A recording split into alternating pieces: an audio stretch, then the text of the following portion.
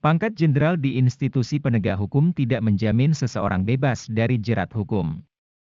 Jika terbukti bersalah, mereka harus tinggal di balik jeruji besi atau dijatuhi sanksi. Nah, siapa sajakah para jenderal yang pernah tersandung kasus? Berikut jenderal-jenderal yang pernah terlibat kasus hukum maupun pelanggaran kode etik.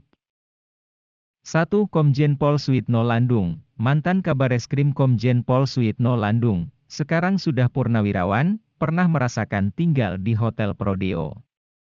Sebab Oktober 2006 lalu, Landung divonis 1 tahun 6 bulan penjara oleh Pengadilan Negeri Jakarta Selatan terkait kasus suap BNI. Landung juga diharuskan membayar denda 50 juta rupiah subsidiar 6 bulan kurungan. Dia tidak mengajukan banding, sehingga putusan PN Jaksel telah berkekuatan hukum tetap.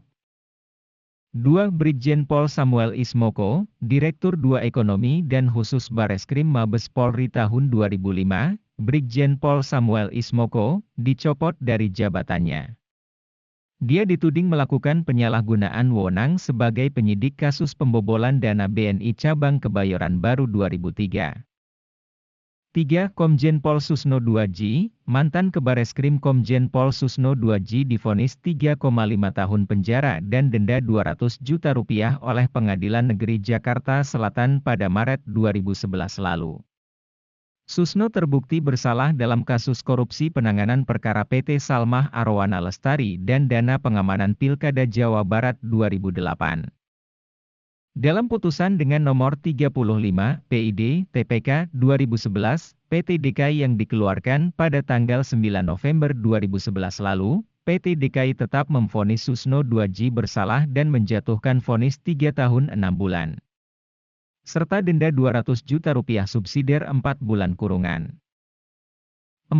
Brigjen Pol Edmond Ilyas, Polri mencopot Brigjen Pol Edmond Ilyas dari jabatannya sebagai Kapolda Lampung karena diperiksa terkait kasus rekening 28 miliar rupiah milik Gayus Tambunan. Sebelumnya Edmond merupakan Direktur 2 Ekonomi Khusus Bareskrim, dan ikut menangani kasus penggelapan yang dilakukan Gayus Tambunan.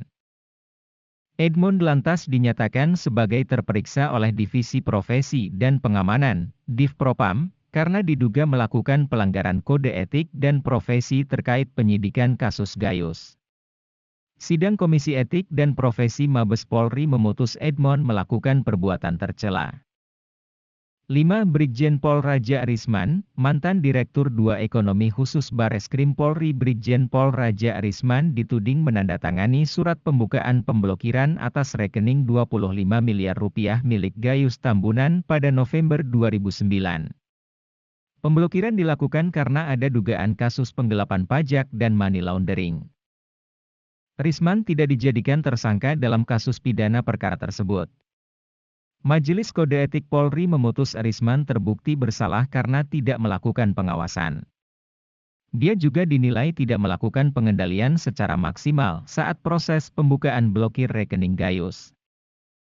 Terima kasih telah menonton, jangan lupa like, share, subscribe, dan klik lonceng ya.